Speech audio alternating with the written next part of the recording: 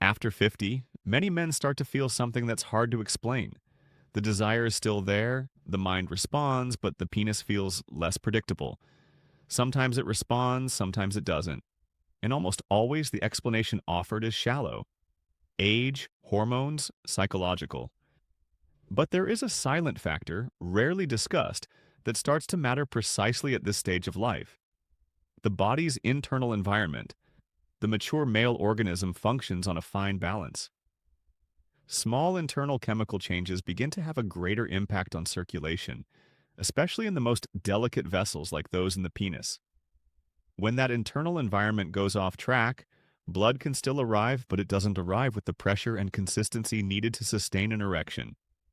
It's not a lack of stimulation, it's an unfavorable internal condition. This is the point where some doctors start paying attention to curious reports. Men over 50 describe different body sensations after simple adjustments, nothing related to direct arousal. They talk about feeling less heaviness in the body, freer breathing, a more open circulation. And in some cases, they notice penile response following that overall shift. That feels strange not because it's miraculous, but because it falls outside the traditional narrative. What is rarely explained is that the penis is a faithful reflection of metabolic state. If the body is inflamed, overloaded, and chemically off balance, erections suffer. If the body shifts into a more favorable state, the response appears as a consequence, not by force, but by physiological coherence. This kind of change has nothing to do with a sexual trick or a fast promise. It has to do with how the body handles acids, inflammation, and oxygenation throughout the day. When that balance improves, vessels respond better. And when vessels respond better, the penis responds better. The common mistake is looking only at the final symptom and ignoring the path that leads to it. Many men try to wake up the penis, when what they actually need is to clear the internal environment that prevents an adequate response. That's where topics arise that few doctors explain clearly, not because they're forbidden, but because they require context and responsibility. Today, you'll understand why this subject is almost never discussed directly, what's really behind these reports, and why men over 50 need to think differently when it comes to erections and circulation. Before we continue, check whether you're already subscribed to the channel. And now comment with just one word. Write balance if you think the problem comes from the body's internal environment, or write circulation if you feel the failure happens along the blood's path to the penis. To understand why this topic starts making sense after 50, you need to look at what truly changes inside the male body over time. It isn't only testosterone that declines. What changes more profoundly is the metabolic environment where all functions happen, including erections. With age, many men develop what we call mild chronic acidosis. It doesn't show up on routine tests and it doesn't cause immediate pain. It's a state in which the body becomes slightly more acidic due to inflammatory diet patterns, constant stress, poor sleep, and a slower metabolism. That excess acidity directly interferes with how blood vessels function. Vessels in a more acidic environment tend to become stiffer and less responsive. They don't relax as easily even when they receive the correct chemical signal. And the penis feels it first because it depends on small, delicate arteries that are extremely sensitive to any shift in the internal environment. When these vessels don't open well, blood can arrive, but it doesn't stay. The erection starts and then fails. Another important point is silent inflammation. Acidity favors ongoing inflammatory processes that damage the endothelium, the inner lining of the vessels, responsible for releasing nitric oxide. Without enough nitric oxide, the vasodilation command becomes weak. Desire exists, stimulation exists, but the body doesn't deliver the full response. On top of that, excess acidity makes tissue oxygenation harder. The blood carries oxygen, but in an unfavorable chemical environment, the delivery becomes less efficient. Penile tissue loses vitality, elasticity, and the ability to respond quickly. This doesn't happen overnight. It's progressive wear that many men mistake for just getting older. That's why solutions focused only on stimulation fail so often after 50. They ignore the terrain where erections actually happen. When the internal environment is unbalanced, no stimulation sustains results. Understanding this foundation changes the conversation completely. The question stops being, how do I stimulate more? And becomes, how do I create an internal environment where my body can respond better again?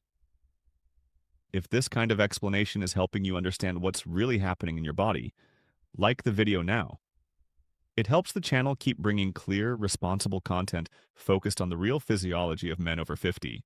There's an invisible detail that connects fatigue, poor circulation, and erection problems after 50. The body's acid-base balance. This isn't something mystical, and it's not about alkalizing the body the way people online often claim. It's about how a slightly more acidic internal environment can undermine functions that require precision, and erections are one of them. When the body remains in a state of mild chronic acidity, something common as men age, blood vessels begin operating under constant stress. This chemical stress promotes low-grade inflammation and makes it harder for vascular smooth muscle to relax. For large arteries, that's already a problem. For the penile arteries, which are small and highly sensitive, the impact is even greater. An erection depends on a very specific chain. The endothelium releases nitric oxide, vessels relax quickly, and blood enters with enough volume to generate rigidity. In a more acidic environment, nitric oxide is broken down faster and the relaxation signal loses strength. The command arrives, but it arrives weakened. The result is an unstable response that's hard to sustain. Another rarely discussed point is tissue oxygenation. Blood may circulate, but in an unfavorable chemical environment, oxygen delivery becomes less efficient. Penile tissue, which needs good oxygenation to maintain elasticity and responsiveness, starts losing vitality. This shows up as reduced sensitivity, less rigidity, and slower recovery between erections. That same acidic environment also increases overall fatigue. The body spends more energy trying to keep basic functions balanced and shifts into a conservation mode.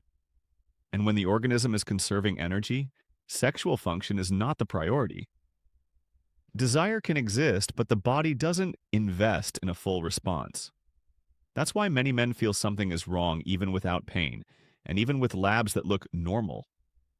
The problem isn't one isolated organ. It's the chemical terrain where all functions happen. When that terrain is hostile, the penis responds with limitation. Understanding this relationship completely changes how erectile dysfunction after 50 is seen. It stops being viewed as a local failure and becomes a sign of systemic imbalance.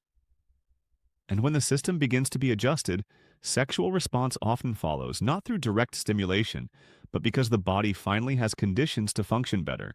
This is where baking soda enters the conversation correctly, far from exaggerations and very far from the idea of a miracle cure. To understand what it actually does in the male body after 50, you have to look at its basic function. It acts as a buffering agent, helping neutralize excess acidity in specific contexts. Baking soda doesn't alkalize the entire body. That's a myth. What it may do when used occasionally is reduce the momentary acid load in the digestive system and, indirectly, ease some metabolic stress on the body. In younger bodies, this is often unnoticed. In men over 50, it can produce subtle but relevant systemic effects. When acid load decreases, even temporarily, the body may reduce low-grade inflammation. That directly affects the endothelium, the inner lining of blood vessels. A less irritated endothelium responds better to vascular relaxation signals, releasing nitric oxide more efficiently. And without functional nitric oxide, no erection can be sustained. Another important indirect effect involves cellular respiration. In a less hostile chemical environment, cells use oxygen more efficiently. Blood doesn't just circulate, it delivers what it carries more effectively. Penile tissue, which depends heavily on oxygenation to maintain elasticity and rapid response, benefits from this. Some men describe this phase as feeling generally lighter, with less internal pressure, less fatigue after meals, and better physical disposition. That isn't a direct sexual effect. It's the body leaving a constant state of chemical compensation, and when the body stops compensating, it begins to function with more margin. That's why in certain cases, penile response can follow the general improvement. not because baking soda stimulates the penis, but because it removes an invisible obstacle that was interfering with circulation and vascular signaling. The penis simply reflects the new balance. The common mistake is assuming baking soda acts on sex. It doesn't act on sex. It acts on the internal environment, and it only makes sense in men whose issue is tied to inflammation, mild chronic acidity, and metabolic overload. Outside that context, it may produce no noticeable effect at all. Understanding this is essential to separate serious information from empty promises. Baking soda doesn't create function where there isn't any. It only allows functions blocked by chemical imbalance to operate more normally again. And after 50, allowing is often more effective than forcing. When it comes to baking soda after 50, the most important point isn't using it, but using it in a way that doesn't create new problems. This is exactly the part almost never explained carefully, and where many men go wrong due to excess, urgency, or unrealistic expectations. The amount must be small and intentional. Baking soda does not work better the more you take. The opposite is often true. In mature bodies, excess can create digestive overload, sodium retention, and electrolyte imbalance. The logic here is occasional metabolic support, not aggressive use. More doesn't accelerate results. More only increases risk. Preparation also matters. Baking soda should always be well diluted in water. Taking it concentrated irritates the stomach and cancels any indirect benefits on circulation. The goal is to soften an acid load, not attack the digestive lining. Timing usually works best away from main meals. Taking it too close to heavy meals can interfere with normal digestion. Many men tolerate it better in the morning after waking and hydrating, or at another time of day when the stomach is calmer. At night, especially close to bedtime, it can worsen gastric comfort and disrupt sleep, and poor sleep undermines exactly what you're trying to improve. Frequency also requires common sense. Baking soda wasn't designed for continuous daily use over long periods. In many cases, spaced use is better than constant repetition. The body responds to adjustments, not impositions. Daily use without breaks can push the organism into a different imbalance. Another essential point is to watch your body. Bloating, heartburn, excessive thirst, abdominal discomfort, or bowel changes are clear signs something isn't going well. Ignoring those signs and pushing forward turns a metabolic support attempt into a source of inflammation. It's crucial to understand baking soda isn't the foundation of the process. It's a support tool. It doesn't replace an organized diet, proper hydration, quality sleep, and stress control. Used in isolation, the effect tends to be minimal. Used within a coherent context, it may help some men reduce metabolic overload and create a more favorable internal environment. After 50, the body responds better to gentle, strategic interventions. Baking soda, when used with respect for limits, fits that category. When used without criteria, it becomes just another factor of disorganization.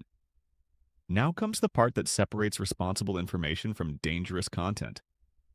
Because even though it's simple and common, baking soda is not harmless for everyone, especially after 50.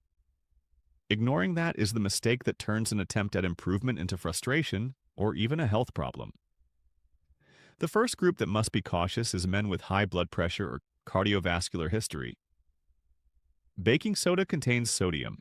In some bodies, that extra sodium can promote fluid retention and raise blood pressure. When pressure rises too much, penile circulation doesn't improve. It worsens. Erection depends on balance, not excess. Another critical issue is the kidneys. After 50, kidney function naturally becomes less efficient. Frequent use of baking soda can overload that system, especially in men with a history of kidney stones, mild insufficiency, or silent lab changes. The body can start retaining minerals improperly, creating a new imbalance. The stomach also sets clear limits. Men with gastritis, frequent reflux, ulcers, or digestive sensitivity often react poorly to baking soda. Momentary relief can be followed by rebound effects, more acid production, discomfort, and lining irritation. And digestive inflammation keeps the body in chemical stress, exactly the opposite of what you're trying to reduce. There is also the risk of medication interactions. Blood pressure meds, diuretics, antacids, heart medications, and even mineral supplements can have their effects altered when combined with baking soda. The body receives conflicting signals and self-regulation breaks down. A very common mistake is continuous use without breaks. Baking soda is meant for occasional use, not as a fixed routine. When taken daily for long periods, the body may reduce its own ability to regulate pH naturally. That can create dependence and worsen internal balance over time. It's also important to notice clear warning signs: persistent swelling, excessive thirst, abdominal discomfort, weakness, or changes in bowel rhythm. These signs indicate the body isn't handling the substance well. The central point is simple: natural does not mean safe for everyone. After 50, the organism tolerates less improvisation. Baking soda may help some men in a very specific context, but for others it can be useless or harmful. Knowing who should not use it and recognizing your personal limits is part of any serious approach to circulation, metabolism, and male sexual health. Now we reach the most important part of this explanation, because this is where many things finally click. After 50, erections stop being an isolated event and become a direct reflection of the body's internal state.